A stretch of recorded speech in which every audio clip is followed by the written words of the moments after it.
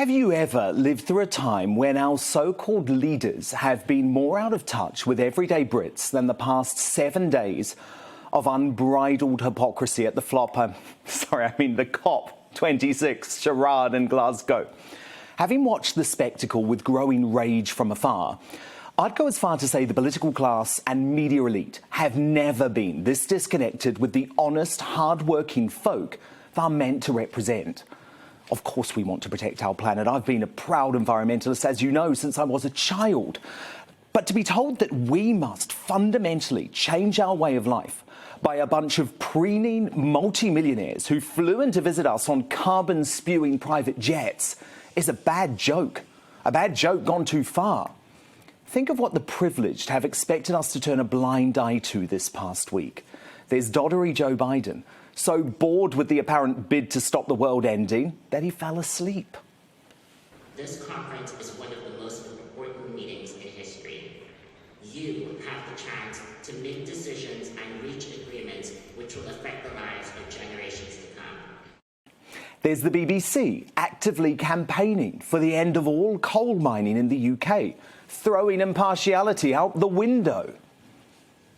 Going to the developing world saying phase out coal at the same time as not ruling out a new coal mine in Britain. We started the Industrial Revolution. We should have closed I've just given you the statistics before you have. But why don't you just say we're not going to open them? I've just given you statistics. Why don't we be clear on the coal mine? The Chinese will say 80%, we can't take this guy seriously. What absolutely everybody finds incontrovertible is the progress the UK has already made. No, I'm sorry to bang on about the coal, sorry. but the point is, you kind of, it makes you look. Makes you look a little bit weaselly, not answering the coal question, because they're going to go and you're talking about coal. I've answered the coal question. There's the Insulate Britain terrorists continuing to stop us going to work, school and hospital, even though they haven't bothered to insulate their own homes.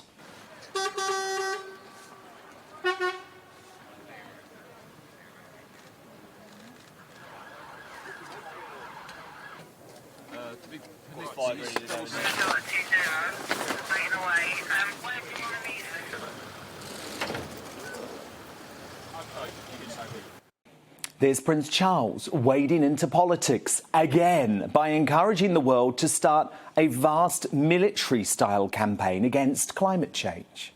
Countries, many of whom are burdened by growing levels of debt, simply cannot afford to go green. Here we need a vast military-style campaign to marshal the strength of the global private sector. With trillions at its disposal, far beyond global GDP, and with the greatest respect, beyond even the governments of the world's leaders, it offers the only real prospect of achieving fundamental economic transition.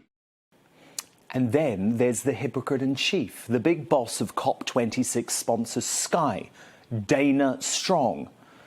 Now, she's going to start using her company's TV shows, do you know this, to try and nudge Brits towards eating less meat and changing the way we travel.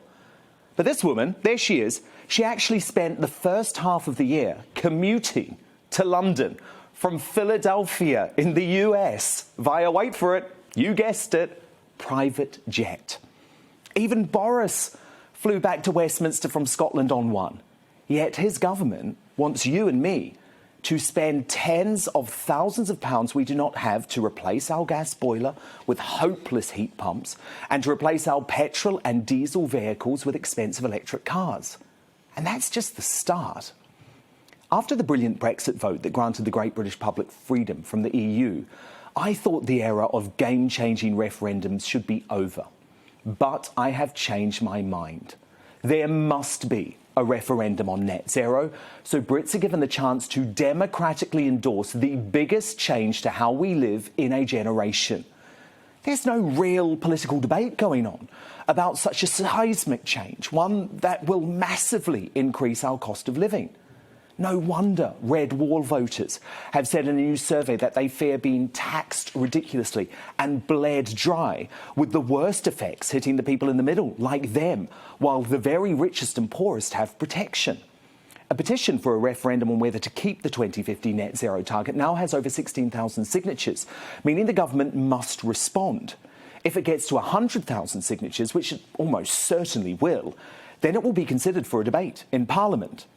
I know why there is such outrage, by the way, because the UK has already more than played our part. We have reduced our carbon emissions faster than any other major democracy, over half in just 30 years. And we now contribute less than 1% of the world's emissions. China is at 27% and fast growing. As the brave Tory MP for Shipley, Philip Davies, wrote in a letter to a constituent that has gone viral about his government's plan for net zero, such action would be utterly futile, virtue-signalling gesture politics which would almost bankrupt the country along with many families.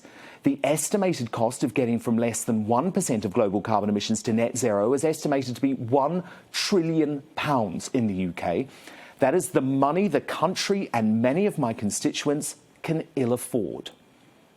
Of course we want a clean planet. I mean, of course we do. I do, and I know you do. But there's absolutely no reason that hard-working Brits should pay for it while China and India do what the hell they want.